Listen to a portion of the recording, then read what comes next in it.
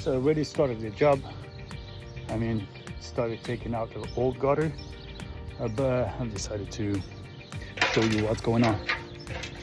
So customer has decided to replace his gutters, which was, I believe, a good idea, because this thing is not acceptable. As far as I can tell, it definitely have to be replaced. And maybe not today, maybe in a couple of months, maybe in a year, but definitely needs to be replaced. So the customer has taken the smart move. He has decided to do it right away.